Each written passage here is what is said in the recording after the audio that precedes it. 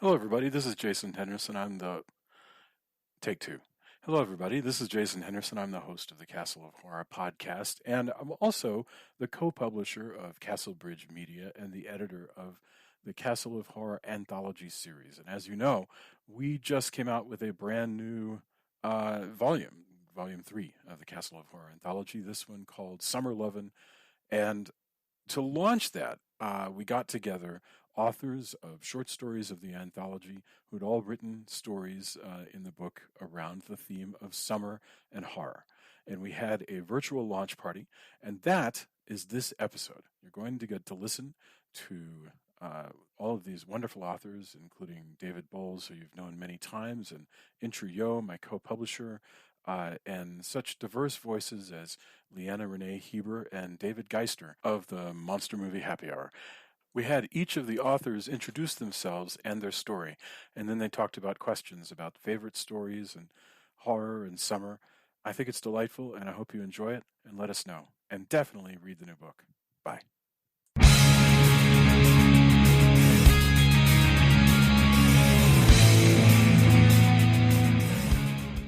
Welcome. My name is Jason Henderson. This is the Summer Lovin' launch party. This is our virtual launch party for Castle of Horror Anthology Volume 3. In case you are wondering, Castle of Horror Anthology is a series produced by the Castlebridge Media organization that is founded by myself and Intru Yo, my co-publisher, who I'll have talk to you in a sec. And we can have Intru go into all of the work that goes into the covers as well, because he is actually the man who has given a look and feel and design to all of the books that we've done in the anthology series. This one's the third one. We started last year. We had the one that came in the spring, and then one that came at Christmas time, and let me find this. And the new one, of course, is Volume 3, which is I'm trying to find it. There we go, which is Summer Lovin'. And by the way, so Intru, of course, designed this particular cover as well. And Intru, as soon as I throw to you, you can explain how this came together. Tricia, who is also on the call, who is a very prolific writer, did one of our ads as well, and she took an image that I think is like the Santa Monica Pier and turned it super spooky as well, and that was super awesome. So that's it. I just wanted to introduce all of you. This is an interesting experiment, doing a launch party via Zoom, but I'm just super excited, and I'm very honored to have had a chance to edit all of these writers, and I really wanted to get a chance to hear from them. So I'm a co-publisher, and I'm going to pass it off to my co-publisher, Intru Yo in Seattle. Hello, Intru. Hello, Jason. So, as Jason said, I'm a co-founder and publisher of Castlebridge Media. My background is mostly in magazine publishing, and I've been doing that for many, many, many years. And Jason and I have known each other since elementary school. Yeah, that's true. So, yeah. So when he came to me with an idea of putting a publishing house together, I thought it's right up both of our alleys. You know, he's a great writer and editor, and I love to do design work. So it's kind of a match made in heaven, so to speak. So we started it last year, actually, the fall last year, right? With Volume 1. And I guess we can announce now, right, what we've got planned for Volume 1. We have a special announcement. In celebration of the release of Volume 3, we're excited to offer Volume 1 for free on Kindle starting tomorrow. That's Tuesday, June 23rd through Wednesday, June 24th. So that's a great opportunity for any of you who haven't had a chance to purchase one of our previous volumes to go back and check it out. And it's got a fantastic collection of horror short stories from some really great and amazing writers, some of which are here with us today. Here it is. Here's the cover, actually, of Volume 1. Yeah. Yes, I interrupted. So, should we talk about our stories in Volume 3? Well, actually, you know what? Yes. Why don't you? So, you acted as designer and editor, but just like everybody else, you're one of the writers. So, what was it? Yours was called The Rising. So, what did you Rising. It's about a 100-year flood that traps a young college student in a vacation rental cabin by himself. And as the flood expands and destroys everything it covers, there's something dark and sinister. Deep, dangerous floodwaters that comes bubbling up from the surface. So I don't want to spoil too much, but that's what my story is. Very cool. And by the way, I don't know if one thing you guys might not know, putting together an anthology, what I'll do is I'll lay out everything in a spreadsheet, and it'll say author, title, and I'm not making this up. It'll go notes, and then I'll have ranking by level of funniness. Basically, I find level of funniness is the easiest way to organize a horror collection, because with 1 being the most funny and 10 being the least funny, in other words, the most dark, you want in a horror collection to like mix it up. So is there like a matrix of funniness? Yeah, where does Lovecraft end up on that matrix? Whoops! It looks like Jason. Oh no, there we go. There he is. Yeah, are you diagram. Are you the sole decider, or is there like a panel of humor judges? I'm the voice of God. God. Well, at least in your own sanctorum there. Yeah. 10 by 10 sanctorum. Charlie McCarthy and I make all these decisions ourselves. So I think Wolle should be part of that decision-making process. Yes. So right. I will in the future we'll take it to Julia. But my point is that turns out to be quite useful, because you go that seems to be the magic way to organize level of darkness in a horror story, is to say, is it funny? And like Clive Barker, never funny. And so you know, he would get a 10. So yes. All right. Thank you very, very much, Incher. So Mr. Nisbet, I know, hasn't been able to join us because he's in Scotland. Although we did show up briefly as the #1 British horror anthology, thanks to the help of Mr. Nisbet. His story is called Angel Bay, and it is one of the freakiest giant wasp stories I've ever read. So I was But is it funny? It rated a solid 10. There was no laughs. I am here. Oh, you're here. He is here. Oh my gosh, you're Rob's iPad. I did not know this. Okay, well, I just screwed up your storytelling. I didn't know that. I'm sorry, Rob. Is there anything else that you would say after I said that you're not funny and also that this I don't know if you can see me at all. I'm sorry? I don't know if you can see me. We cannot see you, no. Well, that's probably a benefit. So that's. I don't know what else to say. I just started writing a horror story of some sort, and I was thinking about summer. Yeah. And everything I could think of about summer wasn't very horrific. It was all sort of sunshine, barbecues, things like that.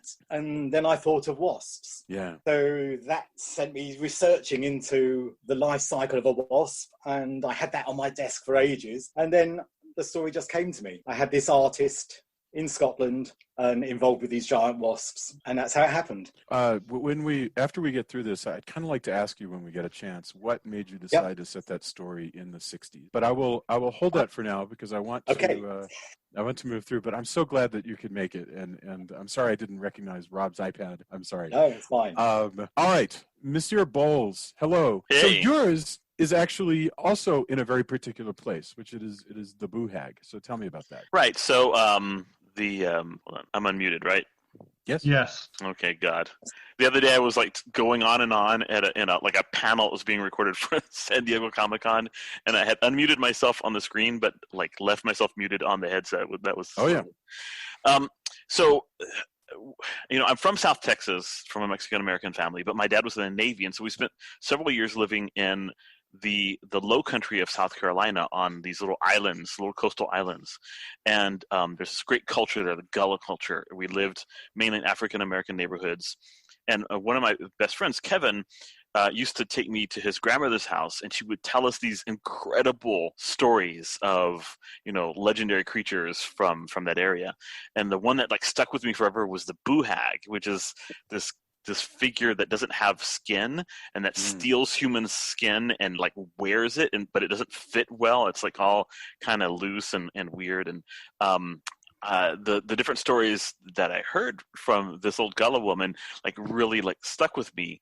And over time, I began writing a cycle of stories that are set in the South Carolinian Low Country that feature a character that is known as Dr. Crow. He's like a root worker, like a shaman kind of guy, and who has a little herbal shop and takes on clients from time to time to do things. And so in this story, a client comes in who's being haunted by a buhag. She's coming around and she looks like his ex, who he claims has left him. And so this guy hires this very gaunt and scary looking root worker, Dr. Crow, to help him get rid of the haint, which is what people in the Low Country call these kinds of creatures, haints. Wow. And he gets more than he bargains for, because Dr. Crow, while he's all about that monster fighting scene, is also all about justice. And when he discovers what's really going on in this guy's house and where this buhag actually comes from, which obviously I can't reveal, you need to read the story to find out. Yeah. His client gets a lot more than he bargained for, a lot more than he paid for. Let's just say that. So it was a lot of fun just trying to set a story in the summer, in that humid, oppressive summer that's a lot like Houston or the Rio Grande Valley where I live, and also make it scary, because there is, even in those dark nights that are humid and sweltering full of fireflies, there's still plenty of opportunities for horrifying things to happen. So it's all about how you play it out. Absolutely. Thank you very much, David. And by the way, I've known David for so many years, and he was just mocking me the other day that I say exactly the same phrases over and over again, that once you've listened to me talk for about 1,000 hours, you'll find the same stuff. And thank you very much. It's probably one of those things. I've heard every single one of the 306 episodes of your podcast. So I've heard you talk for thousands of hours now. So Jesus Christ. It's okay. So thank you. Bonnie Jo Stufflebeam. Do I call you Bonnie Jo or Bonnie? You can call me Bonnie. Okay. So your story is really wild, and it was called The Ghost Town. And I know you had written it a number of years earlier, but could you tell us a little bit about it? Yeah. So it's kind of got this mythological feel. It's about this town that's hemmed in by the river Styx, and so all of the people who are stuck inside the town, they can't leave. It's kind of got a small town feel. Except they're actually literally trapped. And the only way that they're going to get out is by dying. But in order to cross the river, you have to have a body that hasn't been mutilated in any way. And so because some of the people within the town, died more violent deaths, it's created this kind of body trade. There are body snatchers who are constantly looking for people who have just died. Well, unless you like them. Their body. And so it's about this woman named Ray, whose wife, her spirit is still hanging around because her body got snatched. And so she's trying to find a body for her wife's spirit to enter, so she can finally be free of the grief of losing her wife. It's such an extremely eerie and poetic and symbolic story. It's one of those ones that is clearly just in another world from our own. I just thought that was really. Thank you. And if we get a chance, it's not funny. No, it ranked very low in funniness. It was so yeah. The Venn diagram. Yes. All right, and actually, one of the ones that ranked slightly more funny, but not by much, mainly because we suddenly found ourselves in the middle of quarantine, is Ms. Hoover. Tricia, you wrote this one under PJ Hoover. So tell me a little about deterioration. Yeah, I was kind of wondering where I hit on the funny scale. I don't know. Well, you have some clever turns of phrase. So I can't find your ranking, but you weren't Clive Barker humorless. Okay, well that's good to know. I like to slip in a little bit of humor. Yeah, I realized how I think I had this thing about memory, because the first short story I wrote for the first anthology was all about like memory harvesting. Yes. And then this one turned out to be about memory too. And so I mean, like, I think I was kind of inspired. The story's called Deterioration, and it's really about this virus that kind of eats away at people's memories, and it gets worse when it's hot and worse in the summer and things like that. And It's funny though, because as I was thinking about it, like, you know, we all think about story ideas and stuff like that. And I was brainstorming with my kids who are wonderful to brainstorm ideas with. And I was like, you know, but there has to be more to the story. It just can't be this pandemic story, right? You know, because that's a little too real. No, anyway, so one thing I love is Black Mirror. And Black Mirror has really kind of just like opened my eyes to, you know, the wonder of horror and what horror can mean in so many different aspects. And there's so many episodes that I just absolutely love of Black Mirror. And I love the whole idea of them being able to back up memories, you know, and put them in like memory banks and things like that. It's just like this cool thing. Like, I don't know if it's ever going to really happen in real life, but it's so fun to play around with in so many different ways, whether you're writing a middle grade novel or an adult horror short story. And so I kind of took that idea of like this, if people's memories were being deteriorated by this virus, like while they're waiting for their vaccine, they can back up their memories. So maybe then when the vaccine comes, the memories can then be reimplanted into their heads and they can hopefully be the same person they were before that. So, but as hopefully all stories, good stories go, nothing ever works out like it should. And hopefully you guys will all be surprised when you get to the end of the story. What I loved about this one was all of the stuff that I just couldn't believe was actually happening. Like people, you know, judging one another for how well they wore their face masks and whether they were following the rules when they took the mask down to eat and stuff like that. And it just suddenly. Oh, did I lose you guys? No, I think Jason just froze. Oh, did he? Okay. I was like, wait, was it me or was it him? I couldn't tell. That was actually happening in the world around us. So that was it was fun. Yeah, maybe that was some of the humor. It's her on the bus, like being like, "Oh my God, that guy can't even put his face mask on." Yes. I don't think Joe is with us unless I've missed her, and that's okay. That's cool. Joe Whittemore posted the funniest picture today of her with the paperback version of the book. So I thought that was really neat. She's like on a beach with the Castle of Horror Volume 3. Ms. Hieber, hello.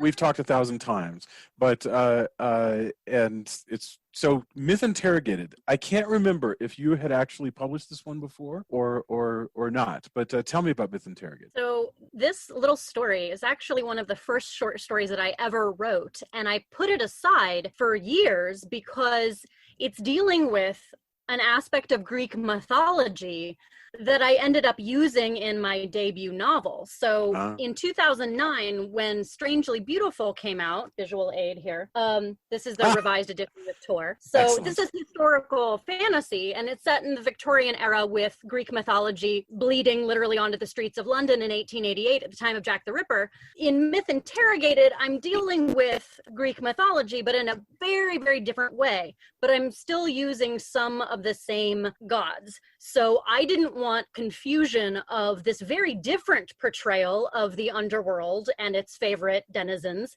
than I did in Strangely Beautiful. So I basically had shelved it for such a long time because I didn't want there to be this confusion of this much, frankly, darker take on a certain queen of the underworld and her paramour than I have in Strangely Beautiful. And I take great liberties in both cases, but I was particularly fascinated with the idea that in Greek mythology, you have a definite merging of dreams and the underworld.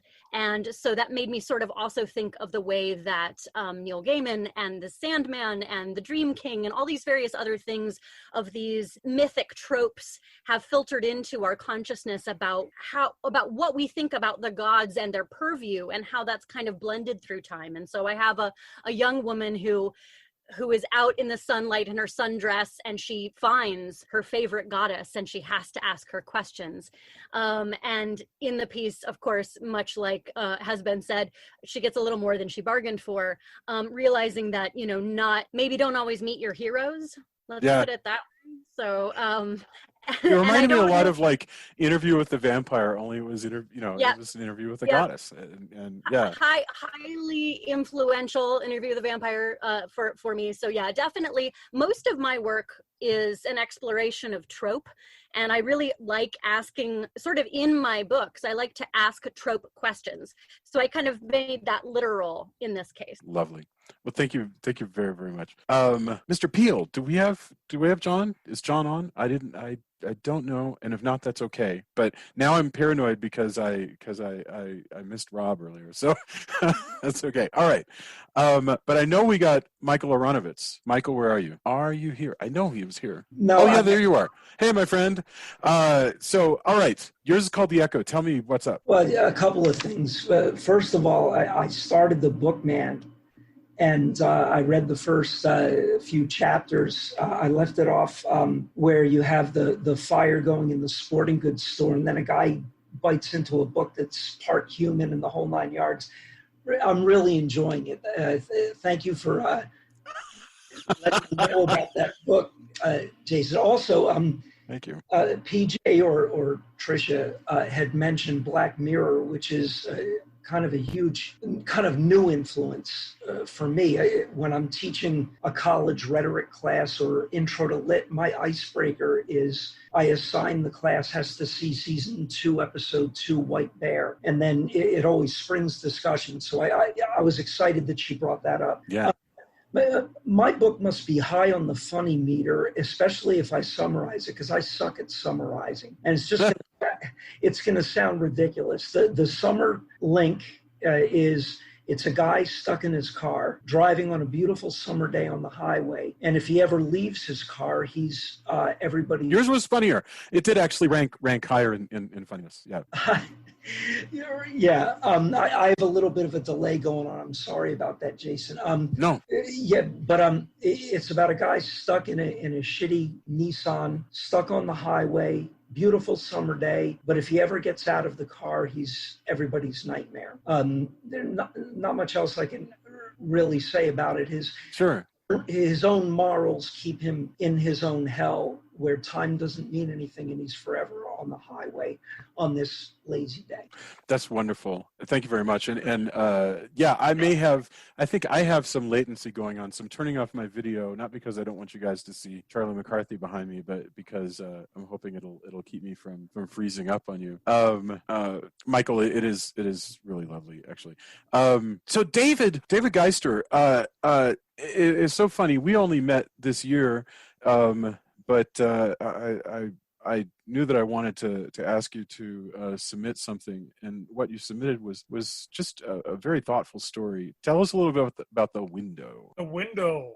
Well, I should explain that I'm a huge fan of Thomas Tryon's The Other, and Stephen King's Salem's Lot, Straub's Ghost Story, anything that deals with mechanics in towns and small towns. Mm-hmm. But having said that, the Other in part is inspired by what happened to me over probably a couple weekends when I was a little kid, a little shaver back about 1970. So I would have been about 6 years old at an aunt and uncle's farm, and there with my siblings and my cousins and it's rather ironic. It's 1970, so the Vietnam War is going full tilt. But as little kids, we're playing in the fields. We're playing army, and 1 minute we're fighting, rebels, and the next minute we're fighting Germans, and the next minute we're fighting dinosaurs. Because when you're a kid, they all exist in that same world. And so part of the story is heavily nostalgic. In fact, I just reread it this morning and thought, good God! I mean, was this just a therapy session for me?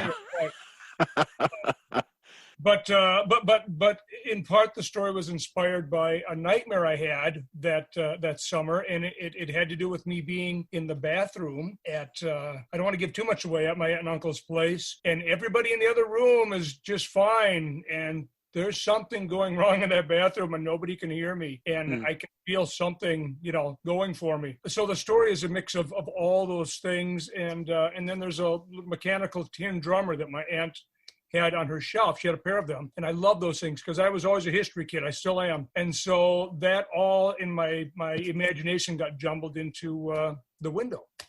That's a really good tease, David. I'm gonna have to read that story now. I'm like, what's happened? I've got to know. Oh dear. Well, and there's not to give anything away again, but I mentioned the cowboys and the soldiers and dinosaurs, and this is the same summer that my Aunt Bonnie had taken me to the drive-in theater to see Ray Harryhausen's magnificent animation in the Valley of Gwangi. Yes. And you do have cowboys and dinosaurs, and so that's where I'm not kidding. So much of that stuff is really from my childhood. You'll probably be able to figure out what part I embellished. Trust me. It's very sweetly written. It really has a genuine sort of, what I think of that sort of that king-like American sweetness. I think Straub is a good way to go, but it's sweeter than Straub. Yeah. Sweeter than Straub. Thank you. Yeah. So Sam Knight or James Sams, but Sam Knight. Here's what I have written in my notes, because again, I use a spreadsheet so that I can move the stories around and fit them into place. And yours said, teen team up, gay teen lizard people camping. And so your story is called Lounging with the Lizard Men. Tell us a little bit about this. You realize by ranking our stories in orders of humor, you're eventually going to have to give each one of us an actual number, so we'll leave you alone, right? Well, I think it's a good sign that he sounded like he was genuinely laughing as he was describing it. So I think probably yours. Well, it's actually, I mean, I can't even remember the ranking of this one, but it has more humor than not. In volume 2, I did a wintry story, and it was a cold story, and it was a pretty dark story. Yes.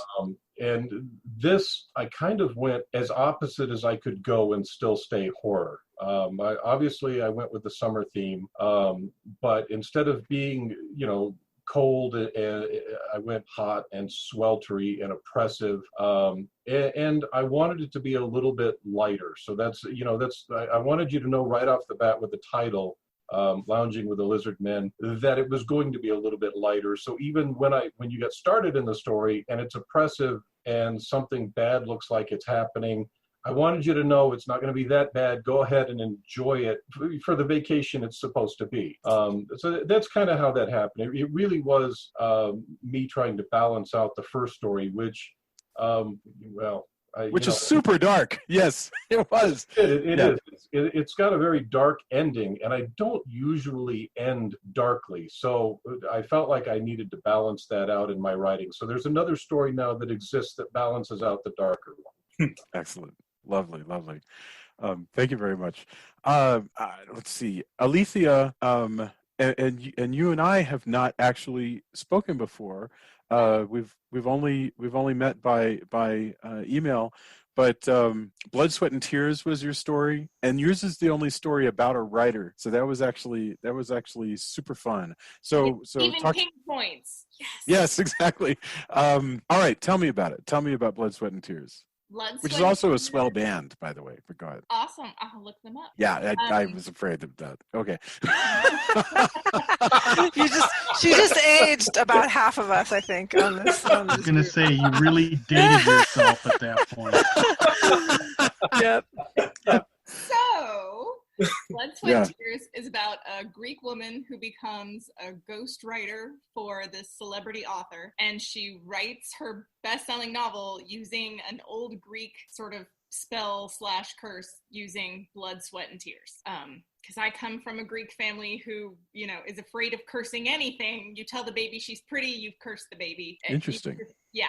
There are curses everywhere, and everybody does curses all the time. So you just have to use your power wisely. And I guess a lot of the story was based on that. Lovely. It was really cool, and it had this sort of inside baseball sort of feel to it. I mean, admittedly, it didn't go too deep so that you wouldn't alienate the reader, but it was really kind of neat just to hear just all this whining about putting a book together and the schedules and so forth. So that was really cool. So thank you, Monsieur Wolle. At last count. Actually, the funny thing is, last but not least, Monsieur Wolle, at last count, yours is a campfire story. So tell me about it. It is. So I guess it's sort of your more straightforward summer camp horror ghost story type of thing. Based at a fictional Central Texas camp, but inspired by an actual camp that I went to when I was a kid and that I worked at as a counselor one summer when I was in college. So, every camp sort of has their own ghost story or mythological boogeyman, whatever. So this is just kind of an exploration of what might be going on out at this crazy place and those poor kids. I tell you. I love the inside baseball on like just what it is to be a counselor and the favorites, the favorite kids that you have, and the ones that you're like, I can't believe I have to deal with this kid, and all that. That was really cool. For sure. Thank you. Oh, I should say that we have to. You need to talk to us about yours. Oh yeah, right? No, I guess so. What is my story even called? Well, before Jason starts, I just want to say that I'm really happy that we had a camp story in our summer anthology. It's a kind of needed one. You're right. Yeah, no, good. That's a wonderful. Excellent, thank you. Excellent point. Yeah, and it's funny because Intra and I actually were in the Boy Scouts together a long time ago, and so we were on multiple like campouts and like in the woods at like Mother Neff Park and other parks, in Central Texas, and it was snipe hunting, if I remember correctly. Jesus Christ, I can't. You're talking about like about 1984 or so forth. Well before Mary was born. So yeah, when Blood, Sweat, and Tears was actually a band that people knew. Yeah, like 10 years out. Oh my God, that's funny. Okay, so my story is All I Do Is Dream of You, and it's actually a time travel story. It's funny, Tricia, you mentioned Black Mirror, so there's a similarity there. In this case, it was very Twilight Zone-y. You have a gay dancer who gets fired from his job because the producer of the show that he's on, which is a musical show like Crazy Ex-Girlfriend, gets canceled because the producer is in a big Me Too scandal. And so the guy, and there aren't enough jobs for dancers, and so he's like, I wish I could go back to the 50s. And it's about this sort of loop of time traveling that this guy gets locked into because every past that he goes to doesn't solve the problems that he's hoping that they'll solve.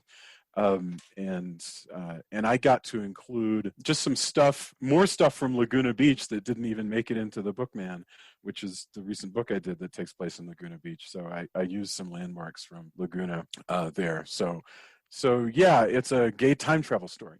That's very kind of you to ask, Drew. So we should open up for questions, because I know we've been talking for like half an hour, but a lot of people have been waiting patiently. So I'm dying to know if there are any questions, and I don't even know how exactly to do it. I mean, somebody could ask a question in chat, for instance. And actually, David just said, what about Interest Story? Well, we started with Interest Story. Yeah. That was the Rising, the one with the flood. But it's a super solid question. I have, so first of all, Julia, did you have any question? I mean, I wanted to ask Mr. Nisbet why he picked the 60s, but I had some more general questions as well. And if there's anybody in the audience who wanted to ask something, that'd be great. Well, yeah. Well, why don't you go ahead and get your question about the 60s answered, and then I'll chime in. Yeah. So Rob, one thing I thought was really wild is you placed your story like in, what I'd call the Kennedy era, and why? Like what moved you to put this story of the Scottish countryside in that era? Okay. I still don't know if you can see me, but that doesn't matter. Right. I wanted the artist in the story to be really isolated. He was in the middle of nowhere, on the Scottish coast, miles from anywhere, and I didn't want him to have any help at all. He had to be totally on his own.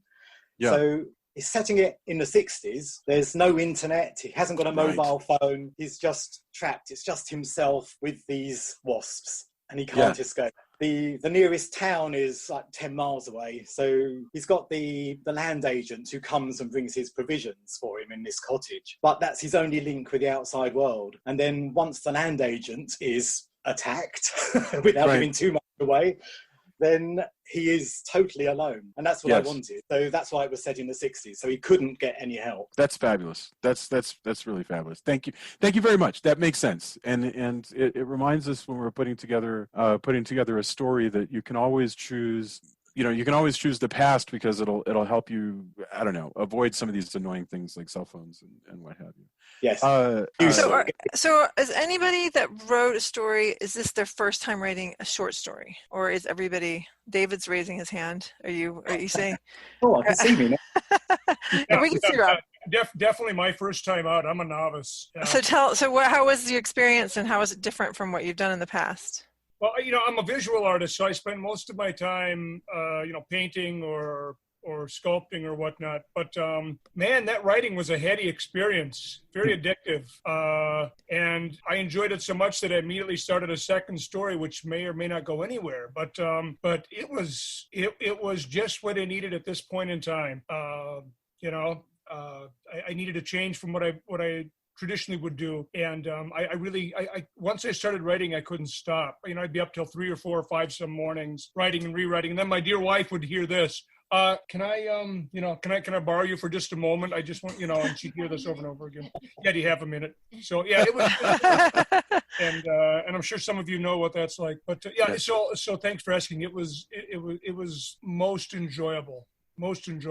So I might be a one-trick pony. Who knows? But I really enjoyed it. Well, traditionally, you've been a painter, isn't that right? I mean, you've done a number of children's books and so right. forth. I'm a picture book illustrator and a history painter, and sometimes sculptor, but also in my heart a monster kid. So this dovetailed so nicely with the podcast that I do with Mary and Scott. We're monster kids, and this was a chance to play with something I've been in love with since my earliest memories. Those black and white Universal movies on Creature Feature or Horror Incorporated on Saturday nights. So very cool.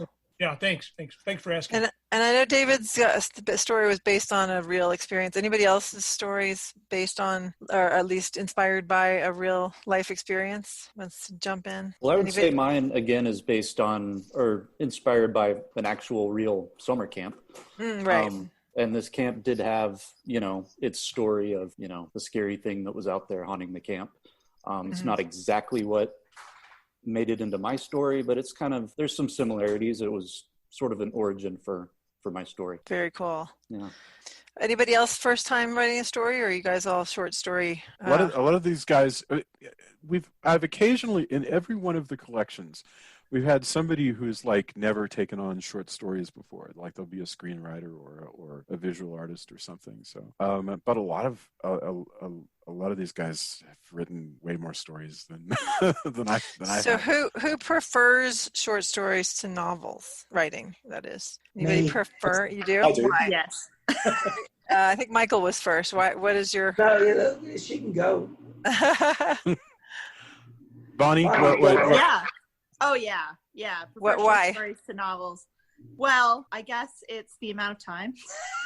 Really? Yeah. So, you work on a novel and you're working on it, and maybe you're a really fast writer and you finish it in, let's see, I don't know, 3 months, or you're a really slow writer and you finish it in a year or 2 years. And then maybe if you have an agent, maybe they're able to sell it and maybe they're not, but you really just don't know unless you're, very well established. Whereas with the short story, I can write a short story in a week, and then I can send it out, and then it'll either, come back to me or it'll get published, but it doesn't feel like, I'm spending so much of my time on it. And so I prefer short stories for that reason alone. I enjoy writing both of them, but I think that it's easier to get that that positive feedback going. Excellent. With a short story. Michael, is that pretty much what you think too, or do you have a different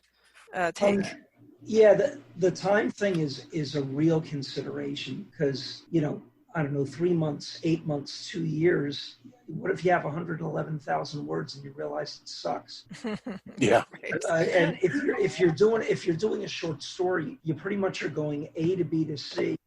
It's going to be under 10,000 words, and you're going to know pretty soon. It's more like a month, depending on the way you do it. So I see exactly what Bonnie was saying. For me, just aesthetically, it's harder to keep the hallways scary for 325 pages without going into multiple flashbacks and multiple viewpoints, which supposedly is what editors hate and what I always fall into.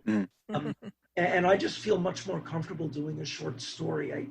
I get it, and then it's done. There's also this weird thing about short stories where a short story has a tone much more than even a novel does. A novel has to be a novel and tell where a short story can be almost a tone poem, even if it's 10,000 words long, and you'll sustain that mood, and somebody can read it probably in a sitting, even if it's a long one like that, and so it'll have that as though you're writing a piece of music. And that's cool, because it means that this week, like Bonnie was saying, you can work on one that's sort of wistful and poetic and Ray Bradbury-esque, and next week it can be, you know, hard driving or funny or whatever. Yeah. There was another question actually that I'm looking here. So I'm curious. I reached out. There's a question from Kyle. So I'm gonna go at his question first, because mine was just my curiosity. So Kyle says, how do you organize stories based on humor? Do you tend to ramp up consistently throughout the volume, or alternate between more and less humorous stories for the sake of impact? Thank you for asking. All right. I know it's absurd to rank horror stories by humor. The reason why I do that is the spreadsheet says author, title, notes, which means the major keywords, and then ranking by humor, which I could also just say ranking by darkness. And so and what I'll try to do is you'll start with kind of a dark one, and then a light one and a dark one, so you alternate. And the other thing is, since I have those keywords, I'm also, so basically you don't want it to get consistently funnier as you go, so you want to constantly keep it more or less alternating. And likewise, if there's like 2 science fiction stories, I'll separate them. If there's 2 with time travel, I'll separate them, so that you don't feel like you've gotten into a solid groove of a particular kind of story. Likewise, length, you know, so you won't have 2 10,000-word stories in a row. So do you regret having said anything about ranking by humor? No, actually, I feel like I feel like I've come across. I feel like everybody's response to it indicates to me that I'm onto something. Awesome. That there's that we're getting somewhere. Well, my question before about short stories versus novels, I noticed that Leanna. So is it Leanna or Renee? You're muted. There you go. I use both Leanna and Renee. So my first name is Leanna, and I use the Renee because I had a really powerful experience with a psychic when I first got my first book contract, and I was debating about whether to use my middle name or not. And I basically walked in the room, and this lady pointed at me, and she goes, "Use all 3 names." And I was like, "Okay, this girl wants me to use all 3 names." First of all, I'm going to read your comment, and then I want you to tell me more about the psychic. So Leanna Renee says that the pesky tech thing is why she usually writes in the 19th century, and she's a novelist who tinkers at short stories and then runs away. So it sounds like you prefer the novel format. Is that what I'm understanding? Correct. Okay, so you can talk about that, but I also want to hear more about psychic. Well, I am an actor by profession. I went to theater school with kind of a minor and a background in writing, but theater and acting and performance was my first, professional venture. So all of my work is very, very character driven, which is fine for a short story, but I tend to really love to build out whole family sagas over the course of, in my case, several series where I have intersecting characters that go from one series to the next. And so for me, that long range family drama is what I can really sink my teeth into and dive in. And so for me, as a character driven atmospheric novelist, I really just want to luxuriate in that for a long time. My short stories are short and just one high concept idea, and then that's about all I have. And I don't tend to have those bursts of that one high concept idea very often. So when I do, I will work with that, but I tend to have the multi-layered mystery to solve that tends to lend itself much more to a novel writing voice. And very cool. all of my work deals with psychics, and so I have had paranormal experiences. One of my other jobs, I'm also a ghost tour guide in Manhattan. Not right now because of the pandemic, but I am a ghost tour guide. And so every aspect of my performance and my writing life is tied to the spirit world and to psychic phenomena. And so, involving that, just the idea of that informing my life and my writing, it's sort of, I guess you could call me a method writer. I always say, if you like my clothes, you'll like my books. I dress like I write. I'm a goth. I love, spooky stuff. So it's really kind of, I have Edgar Allan Poe around my neck. I'm such a trope. So, I really awesome. Just kind of, it's a whole seamless thing, I guess. So you live in Manhattan still, or on Manhattan still? I'm in the outer boroughs. Okay. I am in the outer. Manhattan's a little pricey, but sure. But yeah, so I'm in New York City and I love it.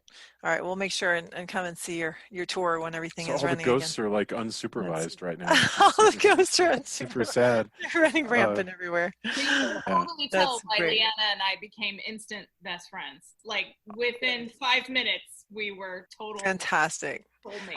No, we met a woman who I'm forgetting her name in Glastonbury, England, who was a witch who ran. We met her because we went into her shop, and she ran a bed and breakfast that was witch themed as well. Witchcraft themed. It was the coolest. She's just like the coolest person I've ever met, and I just want to go back and just like kind of wander around. We have to dig her up. That's she was cool, and she has kind of adopted us. That was super sweet. Yes. So I was curious. I reached out to everybody and said, hey, I'd like you to do a summer story. And I left that completely sort of undefined. Like, I don't know, what do you think it means? And so I'm just curious, if anybody wants to talk about, Mr. Nisbet did talk about this process. He said, I was thinking, like, what does it mean? What's a horror story? And then I thought, wasps. But how did the rest of you, does anybody want to share how you approached the question of what is a summer story? I can start with that. There's two sides of summer, right? There's the part we really look forward to, and then there's the part that once we get there, we don't like so much. Which, that's like all of it, right? It's like we really look forward to Christmas, but then when we get there, there's family that we don't like so much. And that's kind of what I went with this. When you said summer, I was like, well, what does summer mean to people? And then I thought, well, this is supposed to be a horror story, right? Yeah. So which parts of summer do I not like? And instantly the times that I had spent in the Carolinas where it was so hot I couldn't breathe and I just wanted to die, but it was too hot to even die, I was like, that's where I'm going to start right there. Yeah. And if you can really evoke that feeling of the stickiness and the heat and just that oppressiveness, that's pretty great. I like that a lot. I have lost the chat box. So Julia, I can't read it. Are there any? I have the chat box, but there's no new questions. Leanna Renee says it sounds like her kind of lady, which I'm assuming is our awesome witch friend. She was. She told us about how that both Johnny Depp and Nicolas Cage had houses nearby, and that Nicolas Cage was a poser who pretended to be into black magic, but he was actually not at all, and he was just a dork. Yeah, apparently he would walk around Glastonbury like with a big black hat, like staring at people and stuff. And poser, but and then he and Johnny hang out together because Johnny Depp had a house in Bath. Anyway, that's just random. So no new questions. If anybody has a question you want to ask, go for it. I'm wondering if any of these authors have a favorite horror short story that they have that been inspired by or just have kind of loved. I see pensive faces, but no. No, I do. Father, Son, Holy Rabbit by Stephen Graham Jones. What's that about? It's about a father and a son who are lost out in the wilderness in the snow, and the dad has to figure out how to feed his son so they don't starve to death.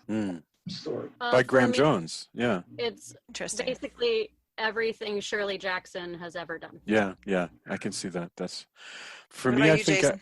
I would choose The Lonesome Place by August Derleth. It's just a tone poem about this particular this particular corner near a factory that just feels like it's sort of missing a soul, and it's just a wonderful story by Derleth, who is known as being sort of a compiler of Lovecraft, but was really an excellent writer of his own. And by the way, it's in this book, which I got in the 70s and is the thing that inspired me to want to write horror. So I've been reading horror anthologies since I was a kid. Excellent. Could I say, I honestly can't pick any one story. There are just so many. I'm a dyed-in-the-wool Stephen King fan, which means I like cheeseburgers and whatnot. But heck yeah. But in terms of short stories, just about anything by Ramsey Campbell works for me. And that is it's either a result of or in spite of the fact that half the times I don't know what I've just read. Yeah. I think I must be extremely dense, but he's the master of ambiguity in some ways, and that to me is where some of the real horror lies, because I have to fill in a lot of those blanks. So if I want to have my mind work overtime for a little bit, I'll read some Ramsey Campbell short stories.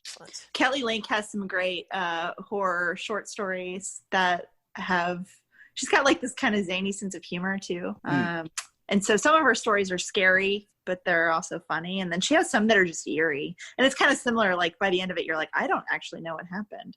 Right. There's this one, I think it's called Stone Animals or Stone Rabbits or something. And it's about this family that moves out to this new house, and they start seeing all these rabbits in the yard, and the wallpaper is haunted, and the woman just keeps painting over it, but then she says, that color is haunted, and you kind of don't know, like, is she losing her mind, or how interesting. Is the wallpaper actually haunted? Sounds like the yellow wallpaper. Also, yes, exactly. Yeah. Right, I'm pointing as though you can see me pointing at your little box on the screen. The chat, yeah. Nevertheless, yes, that's such a tip to Charlotte Perkins Gilman. Is that right? Did I say that right? Yes.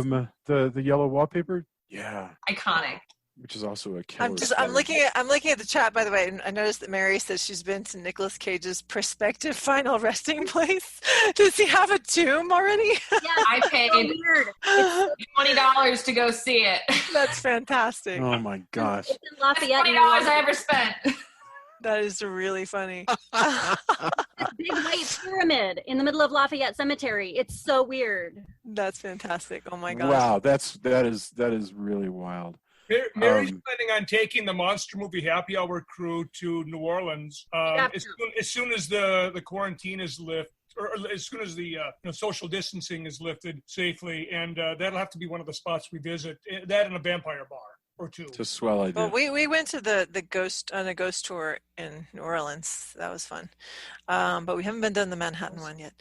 Let's see. I've got Leanna Renee says King's Night Shift anthology was a huge influence on me. Why is that, Leanna? Well, I think because one of my favorite things about Stephen King is that he's really good with those short, high concept ideas. So whether it's like, okay, well, we're going to have a short story about the Mangler, this, horrible piece of machinery. Okay, we're going to have, I tend to really love King in short scale. I tend to not like his novels nearly as much as his short stories. So, because I feel sometimes some of his novels will lose their way a little bit, but the short stories have that high impact, high concept idea. And the paperback edition I had, do you guys remember the one with the hand that had all the eyeballs on it for Night Shift? Yes, sure. Absolutely. Yeah. It's like ingrained in my mind.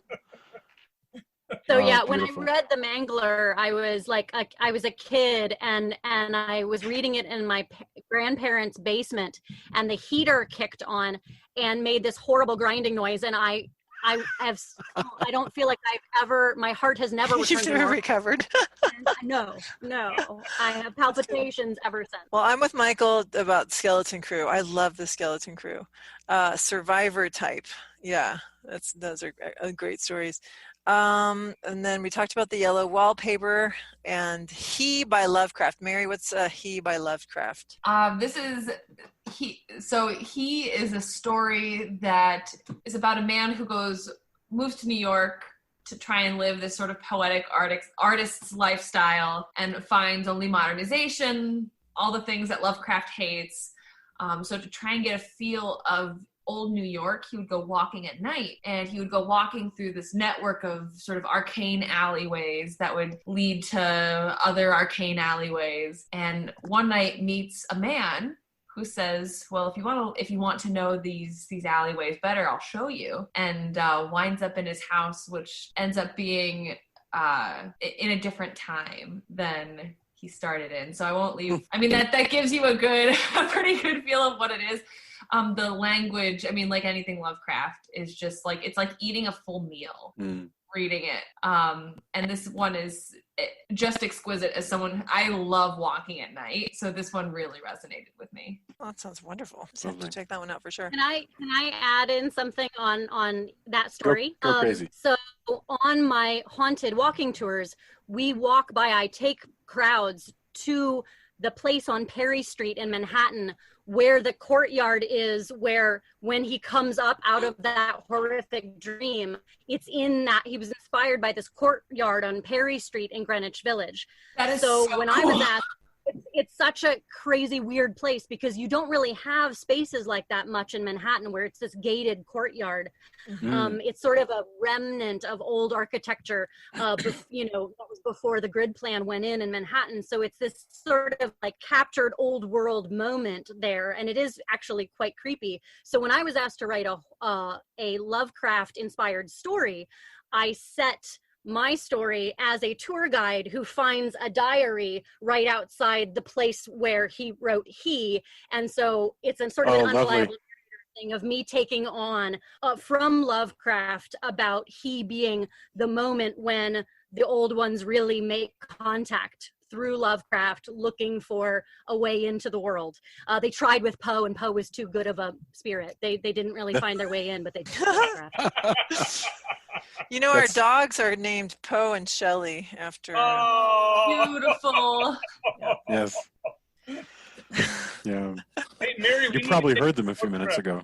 Yeah, they've take a road trip to New York now. Yeah, now we gotta go. I have a brother at Cedar Sinai, so I've got so many reasons, but I would come mostly for your tour, Leanna, Renee. Please do. Yeah, road trip to New York, and then if anybody wants to come out to Colorado, we'll take you to the Stanley Hotel, and we can all do the tour there. Yes. Can we do it in the winter? No. Yeah. Oh. No, you totally can. Sure. They don't. Yeah. Actually, they do. What are the roads that get closed off? You can't go up to the Continental Divide. No, you can go to the Stanley. Yeah, absolutely. You can get to the Stanley. Yes. It's a deal. Yeah. Be careful what you say. You're going to have a lot of people knocking on your door. Yeah. Awesome. Gosh. So what? I'm trying to think. There was something else that I was going to ask, but Well, Michael's another story that Michael suggested was I know what you need. Who's that by? Who's that by? You're muted. Yeah, that's Stephen King. That's in Night Shift. Okay. Yeah, there are a lot of good stories in that. That was my first horror book that I liked. Did Night Shift? I'm sure a lot of people. For me, Stephen King, because I learned so much reading him, and also reading his book on writing, which is called On Writing.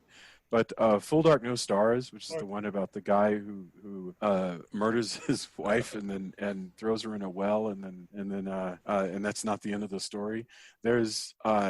It's terrifying. And apparently there's a movie. I haven't seen it. I look forward to being disappointed by every movie version of Stephen King. Like just this thing.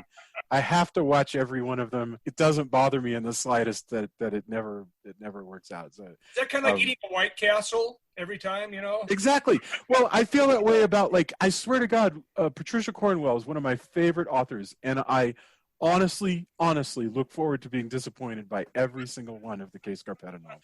Because, and the moment she writes another one, I will rush out and give her my $20.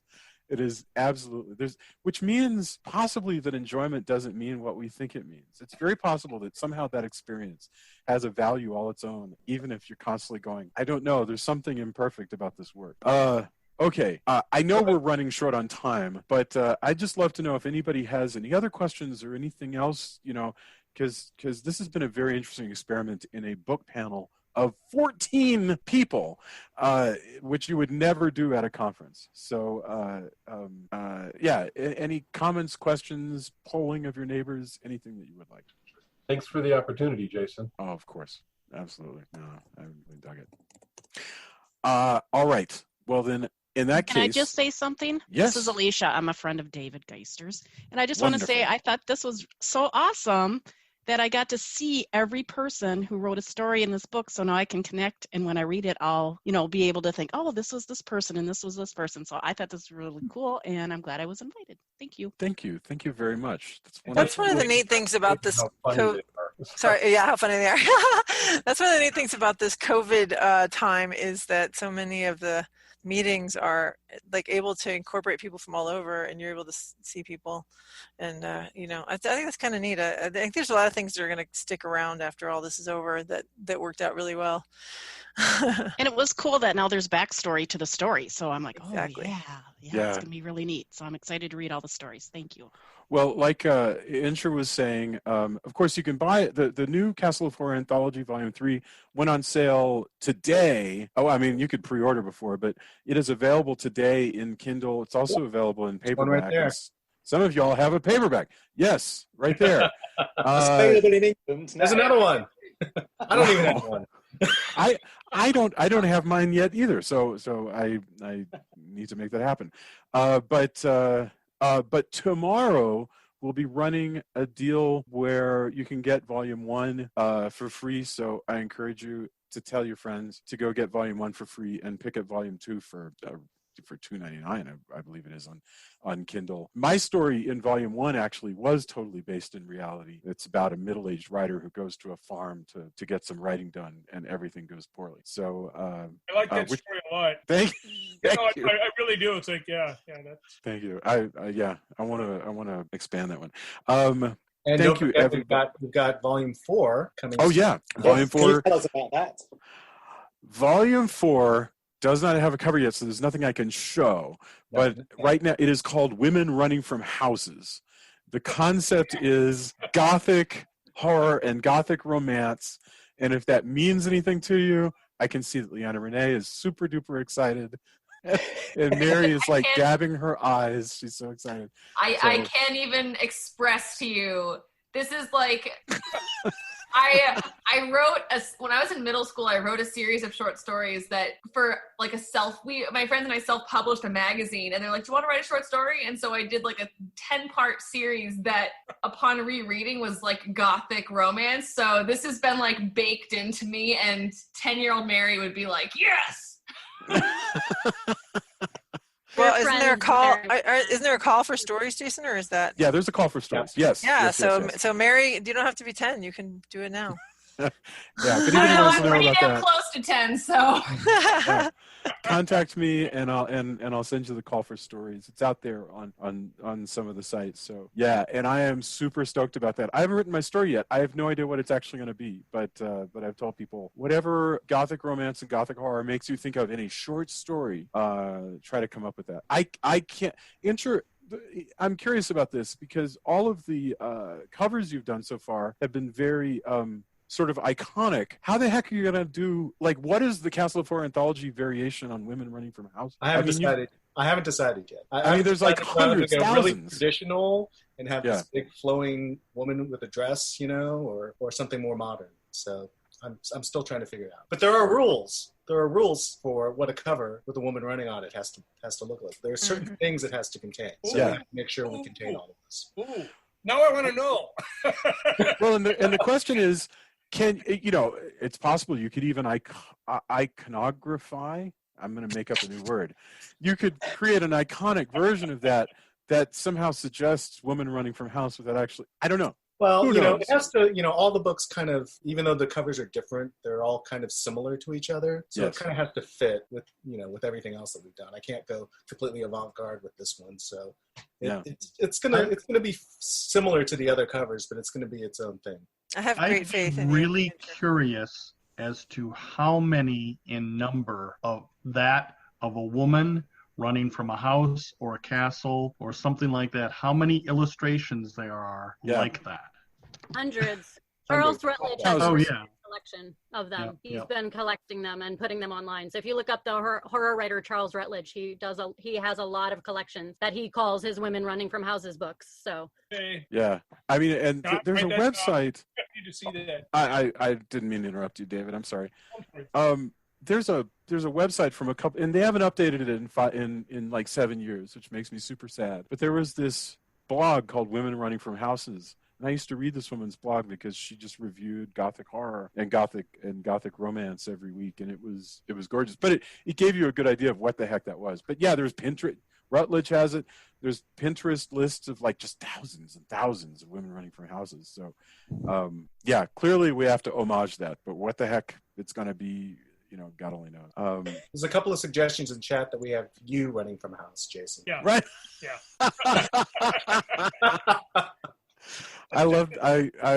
Yeah, nobody wants to see. Can that be an alternate cover, like a special edition cover? Yeah, we'll send it out to all the contributors, right? Yeah, exactly. When Incher turned 30, we made this series of photographs for him, where I went to all the places we went as kids. And just being outside, this is what that makes me think of, is like I went to like the footbridge over the creek that we used to play on, and of course it was gone, and like the movie house that we would go to, and of course it was closed and covered in weeds. It was just me standing in front of every decrepit place we had gone as children. But the thing is, me as this tiny little image in front of something, it played for laughs in that. And by the way, that's nearly 20 years ago now. That's the hilarious thing, is that was like, Jesus, I know, yeah. I still have that book. So, oh gosh. All right. Well, guys, thank you so much for your patience and for your time and for writing and for sharing with us. I am so thankful, and I really I can't wait to work with you all again. For those of you, thanks everybody listening in. Yeah. Thank you so much. It means so much to us, and we appreciate your questions and your participation. Bye, everybody. Have a fantastic evening. I will talk to you soon. Bye. Bye. Night.